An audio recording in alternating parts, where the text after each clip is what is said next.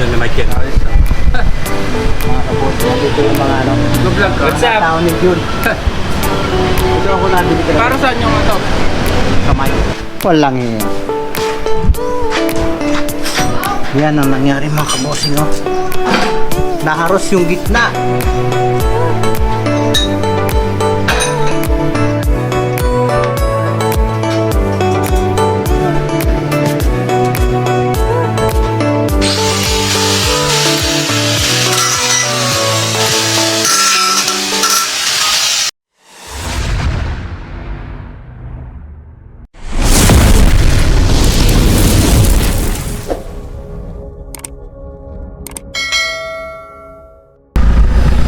Yes mga kabosing, good morning sa inyo lahat. Magandang araw. At muli, nandito na naman muli ako. At siguradong mahalata nyo na napakadalang kong mag-vlog ngayon. So ngayon ay kahit pa paano try kong mag-vlog. Pero bago ang lahat ay isang mapagpalang araw ngayon sa inyong lahat. Kung saan mang lugar kayo na nandoon, ay sana po ay nasa maayos kayong kalagayan mga kabosing.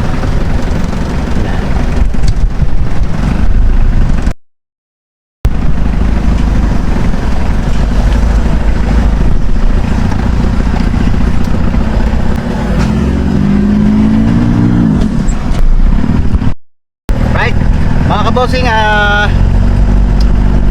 siguro talagang minsan sa lingguan na lang yung ano ko vlog ko, minsan wala, mahigit pa. Yeah, kasi naging busy tayo ngayong araw na to, ngayong mga huling araw na to. At yun pa, medyo ewan ko ba, parang tinamad ako. Pero itutuloy ko ito mga kabosing. Siguro nakikita ko na medyo umina ang mga views ko, pero at least kinakailangan natin maging matyagaan. Sana kahit na ganoon ay suportahan pa rin niyo ako mga kabosing. At alam naman ninyo na ito ay isang aliwang ko. Pag nagiging aliwang ko ay sana wag niyo akong bitawan mga kabosing. So ngayong araw na ito ay pupunta tayo sa ano, sa aking mekaniko na nakikita na niyo sa vlog ko. At yung isang jeep ko ay inabot sa kalsada, kaya doon na binatak sa kanyang talyer. At ating pupuntahan kasi yung driver nang masira ay hindi naman inaasikaso. Kinakailangan natin asikasuhin yung mga kabosing. Kasi sa isang operator na katulad ko, kinakailangan talagang wala kang choice kundi asikasuhin mo yung jeep mo. Kasi yung mga kalibrita kasi sa mga driver mga kabosing mahalaga lang yung kanyang unit na kinukuha pagka walang kapera-pera at walang mapapatunan. Pero once na yan nasira na, parang binabaliwaran. Yan ang isang kinaiinis ko talaga.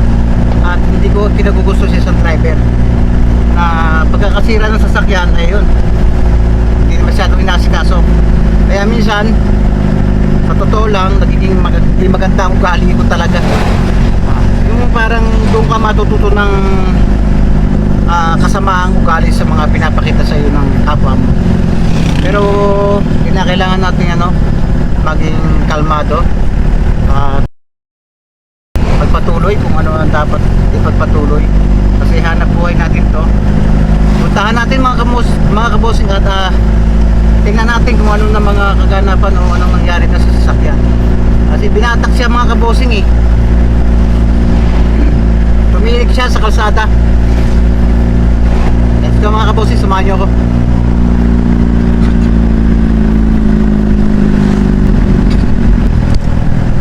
Mga kabosing, minsan talaga hindi ko maiiwasan na ma-stress ka sa ganitong hanap buhay. Dala na rin ng mga pinapakita sa iyo ng mga tauhan. Pero hindi ko kung wala kang makita ng procedure sa paghahanap buhay, parang palipasan na lang ng araw o para lang pambili ng bigas. Lahat talagang pangarap sa buhay. Kaya doon ako inis na inis sa mga ganung tao na tuturuan mo na, pero may pamilya na, may mga anak na, malalaki na mga anak. Pero yung asal nila parang ano eh, wala nung ano, wala silang pangarap sa buhay. Ay wala naman tayong magagawa, yun ang gusto nilang mangyari sa buhay nila. Kaya lang pag na-encounter mo, parang nakakatamad tulungan mga kabossing. Yun ang akin. Doon ako na ano, pagka ganun mga tao na unang-una sa tamad. Kasi hindi naman kinakailangan natin sobrang sipag. Pero yung talagang kitang-kita mo na mabuhay ka na lang isang araw na pag wala eh, ewan ko mga kabossing. Kaya minsan wala akong nakaka-frustrate din mga kabossing. Gustong gusto mo mag-akay ng mga tao na para makaahon sa buhay, pero di mo nakikinig mga kabossing. Talagang nasa tao yan, wala ka na magagawa. Kaya katulad yan, kung masira yung sasakyan, yung panghanap buhay, wala na.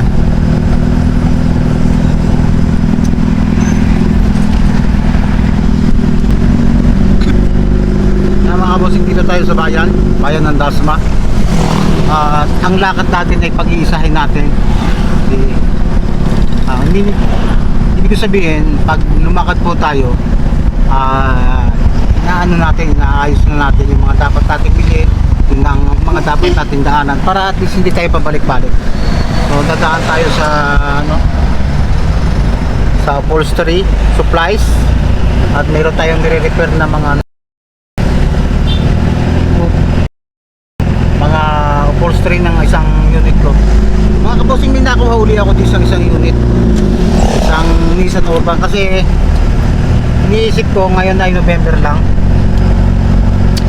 Tumuhuli ako ng isang unit kasi iniisip ko ngayon ay November pa lang, bali isang buwan pa lang bago matapos ang 2024. Try kong naisip ko kumuha ng isa pa para at least kahit pa paano meron tayong income ngayong December. Kasi kung wala talaga tayong asahan. Kumuha ko ng isang unit, Nissan Urban, at may mga dapat natin yung upholstery. Dadaan tayo sa upholstery supplies mga kabossing.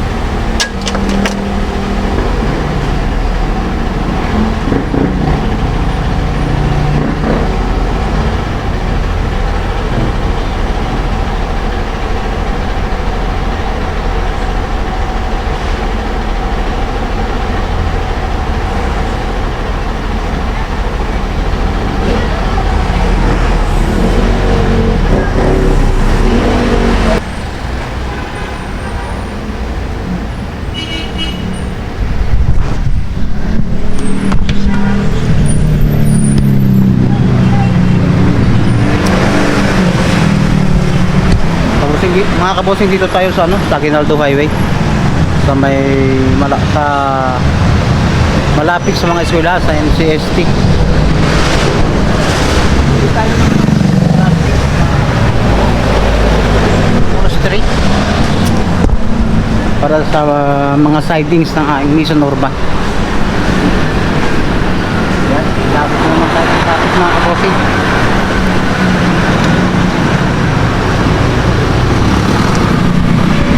Tatlo.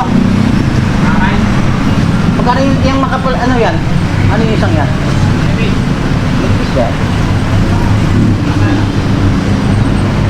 Parang tama lang ah. Magkano yan? 85? Tatlo lang.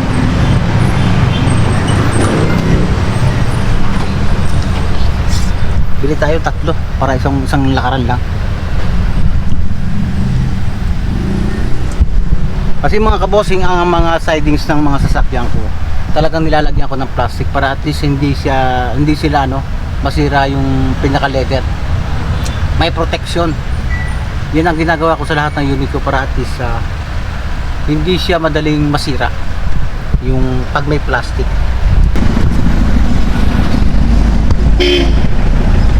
Dito tayo mga kaboses sa Congressional Road, dito sa may UMC, sa De La Salle Medical Health, De La Salle University Hospital. Medyo busy talaga itong dami ito. Dati mga kabosing, nung ako'y nabiyahe pa, ito ay two-way lang. Tapos yung mga estudyante dito na nagbo-board ay kalimitan ay sa dormitory. Ngayon po ay hindi na. Ang kanilang mga nirerentahan ngayon ay puro na condominium mga kabosing.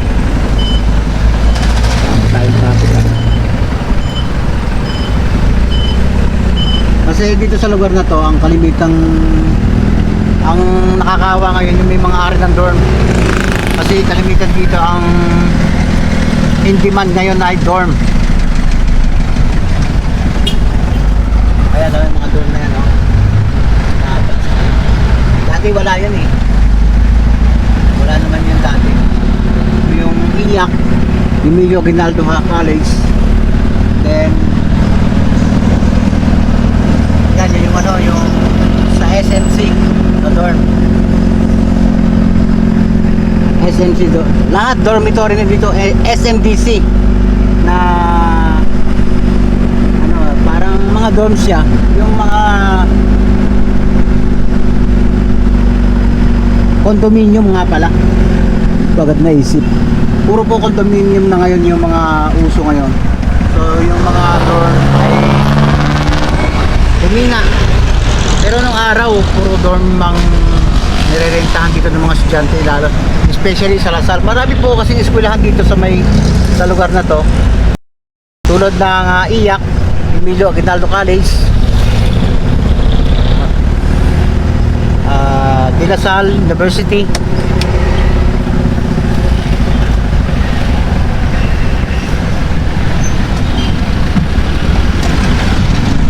yan. Marami eskwelahan dito mga kabosing. Kaya in demand dito yung mga parentahan ng mga estudyante.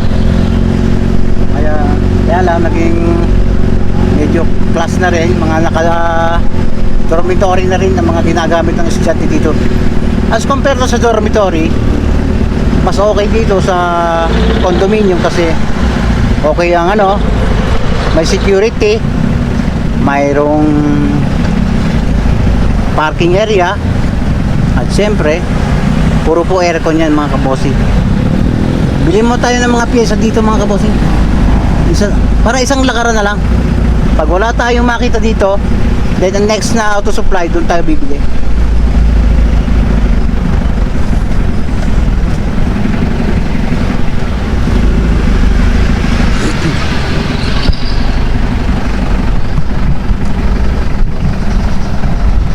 Bili tayo mga kabosing.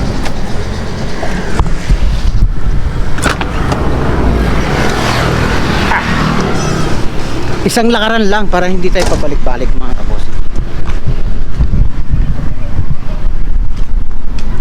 May ka?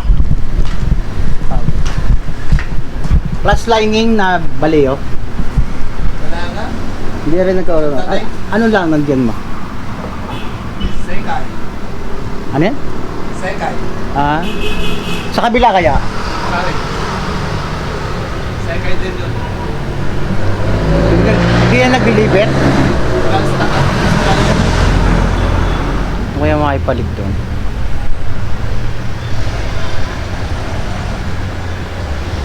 Diba? Kaya maipalit natin mga kabosing. Wala yung baleo. Maganda kasi yung lining na Koreang yun. So kaya maganda.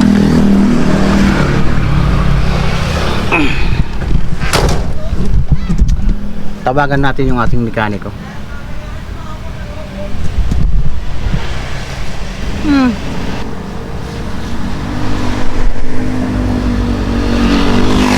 kasi mga kabossing yung ano, yung mekaniko. Patay. Wala pang signal.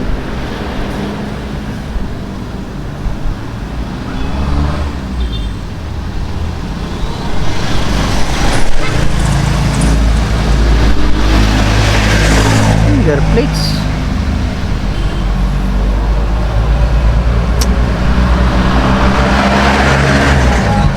Ito ang problema ko mga kabossing. Yan nga pag nasisira. Ayan, mga pabaya yung driver, hinihintay na lang nila mayari. Kaya minsan mga kabossing talagang sumasama yung ugali ko minsan eh. Kaya matututo ka talaga magmura. Yung pagkakasira eh, pababayaan na lang. Ewan, try natin kausapin.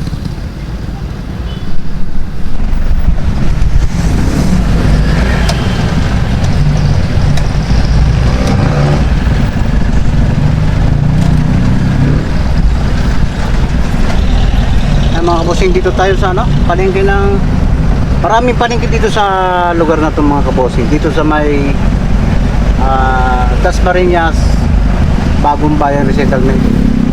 At dati squatter lang to, pero talagang naging na-develop na.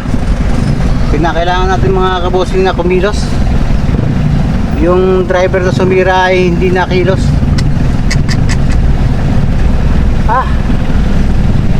Talagang makaka-stress talaga itong hanap buhay na to. So, share ko lang mga kabossing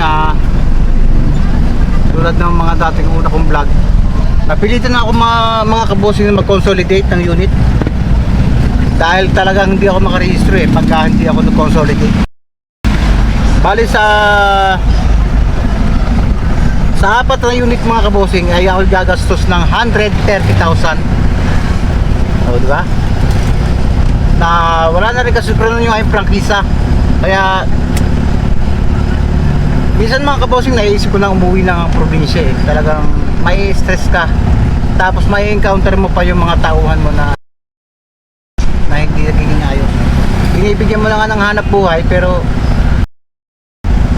sila naman magiging dahilan o sila yung nagbibigay ng motibo para tamarin ka rin talaga tulungan mga kaboss. Ayan.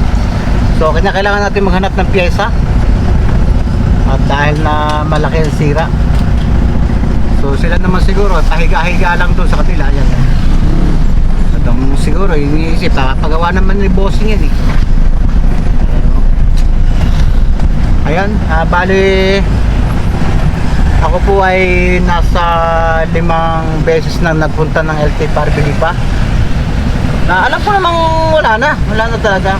Sinusurvive ko na lang. At ang masama nito mga kabossing, sobrang laki ng gastos bago ka makarehistro. Parang sasali ka pa sa corporation, cooperative or korporasyon para at least makarehistro ka. Hindi ko lang alam mga kabossing kung ano ang may tutulong ng co-op at korporasyon para ma-modernize ang sasakyan ng jeep. Nung isang araw nga mga kabossing sa traffic dyan sa may North South Expressway sa SLEX nagmamadali na ako. So pinigil ko yung aking ihi hanggang LT Park. So hindi pala maganda yon. Pag uwi ko ng bahay wasan ko, nagka-UTI ako mga kabossing. Sobrang nilagnat na rin ako. Kaya ayan, yan ang napala ako.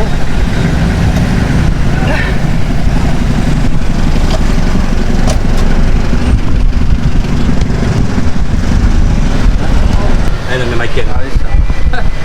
Mga kabossing, nandito yung mga Nag-vlog ka? What's up? tao ni June. Ito ako nabili talaga. Para saan yung ito? Kamay. Mga pyesa. Nung masira ang sasakyan iniwanan na lang sa akin. Okay. Shout out naman sa aking my vlog.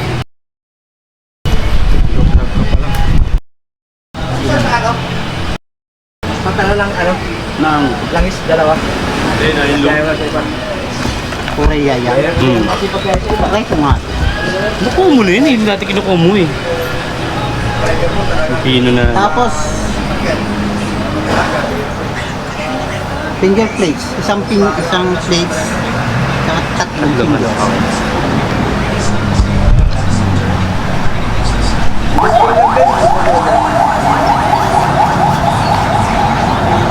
Ano ba ito, Korea? Korea yan, mga ano.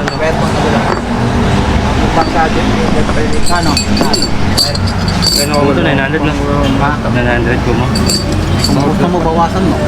Salamat ah. Bawasan mo. Okay, 850. Kaya ito 850. Ito naman, 180.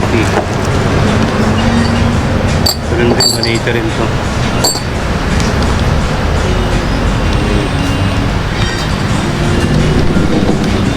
$1,570. Mga kabosing, diba? Yan ang napapala ng ano, ng mga operator.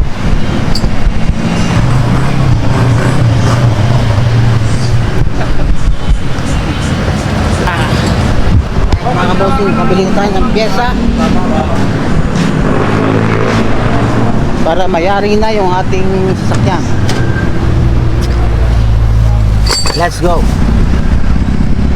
Yan mga kabosing, nakabili tayo ng ano, clutch lining lang naman yan, saka mga plates. So diretso na tayo sa ano, sa mekaniko natin para mayari na yan.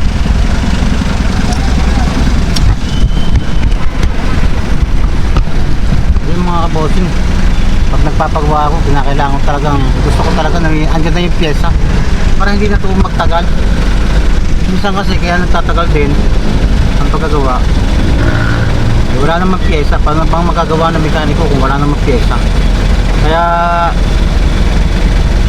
ayoko nung ano, matagal na gawaan. Kaya pinipili ko talaga na naka-prepare yung mga pyesa para madali magawa.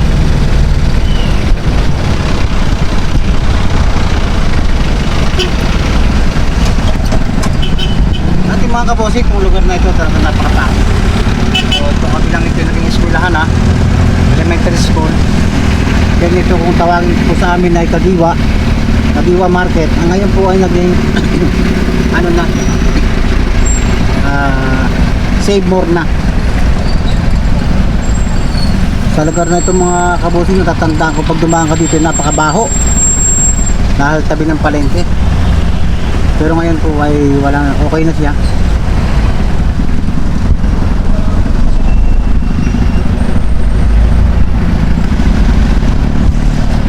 Lapit tayo mga kabosing.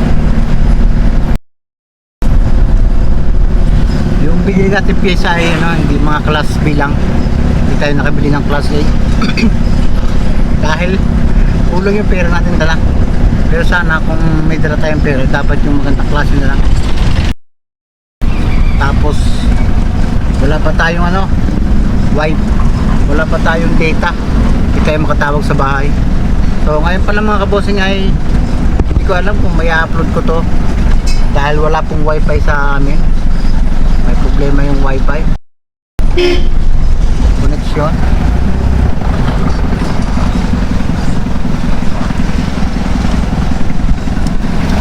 Di ba rin narating? Wala, mahinang klase lang ito. LUC. Ayun nakakapit ka doon, Saiki. Yung Wala. lagi nagigiba. Saiki. Baka maganda pa nga yan. Ay, LUC yung dati kinapit ko sa inyo eh. Yung wala akong makuha ng Galeo, ito kinapit ko dun eh. LUC. Ayun, Saiki. Ako ako Saiki kaya pala nagiba. Oh, yun ano, ibang klase oh. Korea din yan. Kakapit ko na to. Lata lang yung mga delivery. Kaya tira, bababa mo na.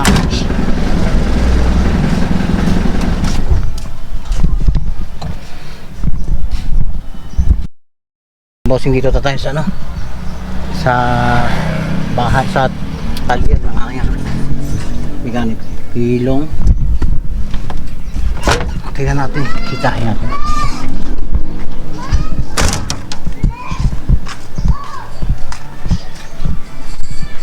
Nagawa mo? Nakataas pala to, no? Walang iya. Yan ang nangyari mga kabosing, oh. Naharos yung gitna.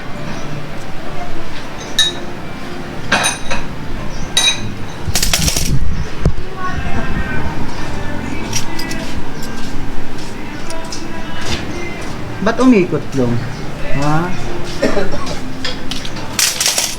Yan, sakit yan. Sa klase talaga. Ang laki palang itinaas dito, no? No? Nang garahe. Oo. Dati mababa ito eh. Sa palibak siya. Yan. Bali dito ko dinadala mga kabosing ng sasakyan kapag hindi nakagawa sa bahay. Pag na-emergency sa daan at nasira, dito ko na binabatak. Dito ko na dinideliver. Para at least hindi na to malayo ang batak eh. Sila din na gumagawa. Pero yan mga ganyang issue mga kabosing, palit clutch lining. Kaya namin gawin yan eh. Kaya lang andito na. Kaya pinagawa ko na lang. Yan mga dati mga kabosing, yung ganyan mga issue, mga sirang ganyan. Hindi ko pinapagawa yan. Ako na lang gumagawa niya. Yan mga kabosing. Dito tayo sa may na bagong munisipyo ng Dasma. At pauwi na tayo, nabili na natin yung mga dapat natin bilhin. Samantalang mga tayong tumigil dito para magpahinga. Napakalaki ng munisipyo. Bali hindi pa rin nakakalipat yung munisipyo dito, pero yan po ang gagawing munisipyo ng Dasma. Napakalaki.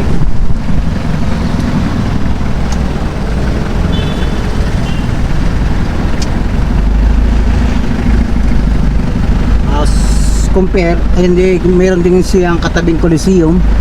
Ayan. Talaga naman dapat na ilipat yung munisipyo ng Dasma, gawa ng city na siya. Then napakalaki naman ang income. Tapos ang munisipyo po namin ay wala kang maparkingan talaga.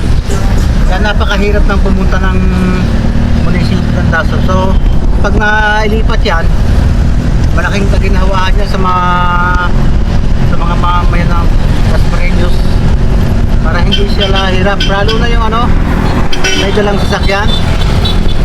Hirap na hirap sila sa parkingan eh.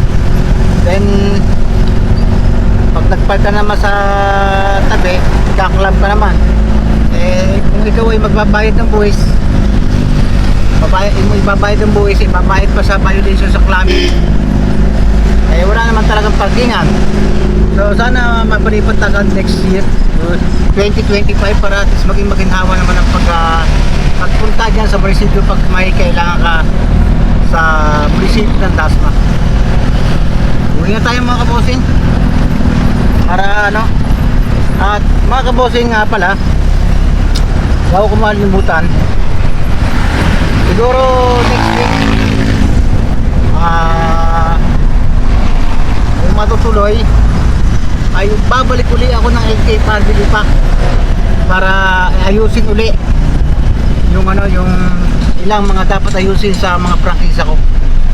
Na-consolidate ko na siya mga kabosing. So yung iba hindi ko na-consolidate, kinamat na ako, siguro drop ko na lang. Wala eh, parang makikinabang din lang naman yung korporasyon or cooperative. Ganun din lang mangyayari. So kung ikaw ay marunong magnegosyo, naiintindihan mo talaga ito ay parang niluloko na kaya.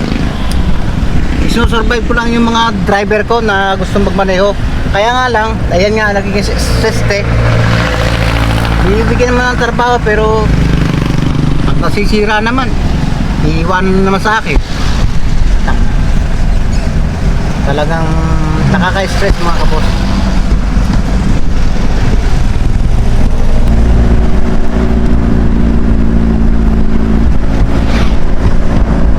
Mayroon din tayo mga binili na kinakailangan po. Bibili pa pala tayo ng kerosene. Seryoso.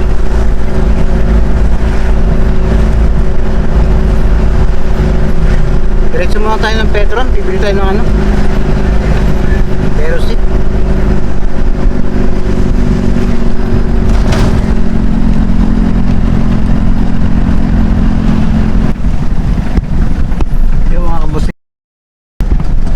tayo sa bahay at tayo kumain muna. So meron akong bibiling bakal, materialis ng bahay. Meron kasi ako mga kabosing pinapagawang isang unit na apart. So ang bibili naman yung 2 piraso, isa ipa-deliver ko lang, tatagal pa yun. Kung napipick up, puputulin ko na lang sa gitna. So as of now mga kabosing, yung aking jeep ay andun, yari pa rin, yari na siguro, pero hindi pa rin pinupuntahan ng driver. Hindi na rin nag-boundary kahapon. Bili muna tayo dito sa lahat tayo sa ibang gawain mga kabosing.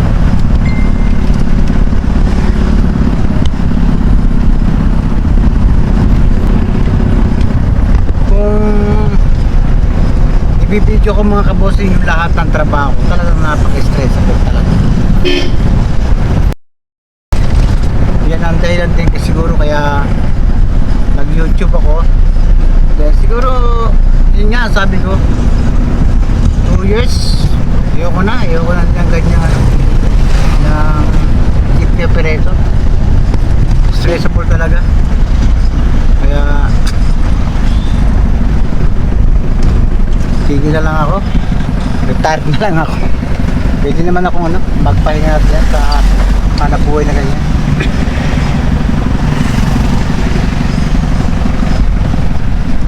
Diba? Sabi nga ng ibang sa pilosopo, kung galing ka daw sa kapitbahay mo, pag negosyohin mo daw ng jeep para ma-stress. Ako talaga dyan, pagka hindi ka marunong dyan, kasi wala kang chamban-chambong pag nakakuha ka ng driver na maayos at marunong makisama sa operator. Parang mapipilitan ka talaga na maging masungit talaga.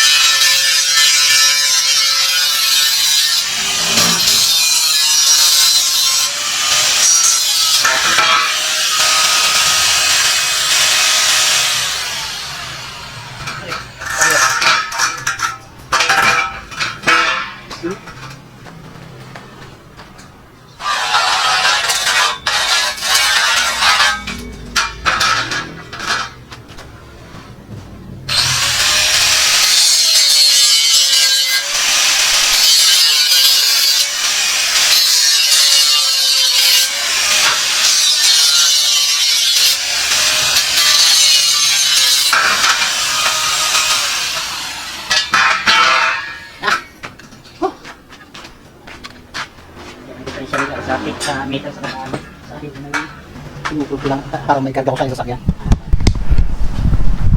Ayan mga kabosing, tinutulog muna natin para may karga natin. Kasi kung i-order natin to mamaya pa to, kaya tayo na lang kumuha.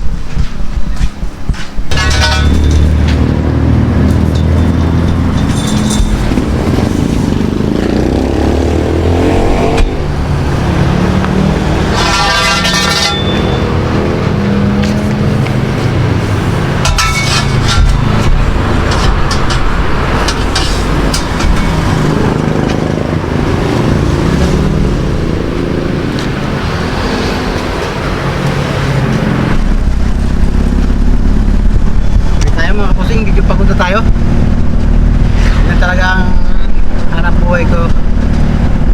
Ako kuminsan mga kabosing, Kaysa iutos ko, ako na lang ang kumikilos para at least sure ako sa mga ginagawa ko. At kung iutos ko pa tapos yung iutusan mo wala rin naman sa ayos, ang test day ay may stress ka lang. Kaya para walang problema, ito na lang kumilos.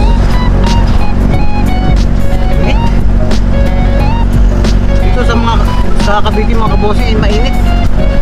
Parang hindi siya magpapasko. Dito pa para summer.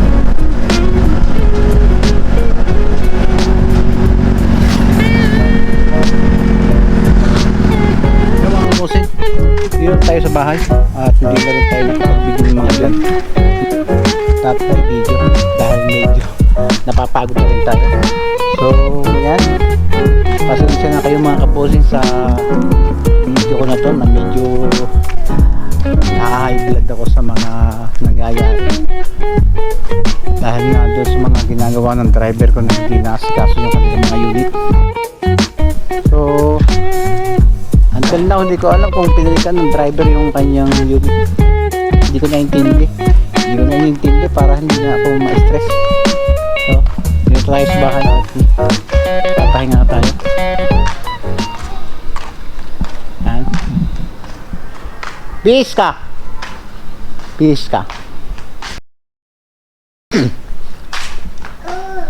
yo, napagod tayo mga kabosing.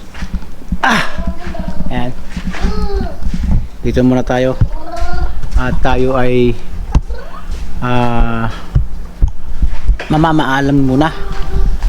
Ayan mga kabosing, tulad ng sabi ko sa'yo, pasensya na kayo doon sa video ko, mga video kong ito ngayon. Medyo nakaka-stress kasi nga puro ako na lang ang kumilos. Yung mga dapat gawain ng driver ay hindi silang gumawa at ako ang gumawa. Yan talagang medyo may kahirapan sa trabaho na operator ng jeepney operator. At tulad ng sinabi ko sa inyo, nag-consolidate ako ng 6 na unit sa Lipa. Bali okay na yung lahat at gumastos ako ng parang 120,000 sa 4 na unit. Kung lalahatin siguro yun, nasa 150,000 para sa consolidate. Pinakamura na yung mga kabosing yung sa korporasyon, hindi siya cooperative. Korporasyon siya, then kasama na penalty na kasi ang rehistro, kaya inabot na siya ng halos 20 plus kada isang unit. Siguro mga 23, hindi pa kasali ang gastos dyan. At saka talagang naging mahirap para sa akin dahil pabalik-balik ako ng Lipas.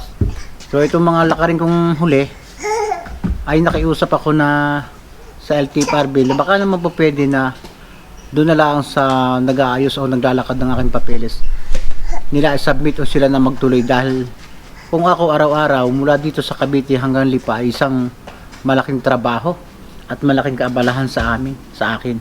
So ang mangyayari din naman ganun din naman, nagpakilala na ako doon sa Lipa. So, pinakiusap ko na kilala naman ninyo yung nagpa-process niyan. So hayaan na ninyo na siya na lang at huwag akong pabalikin.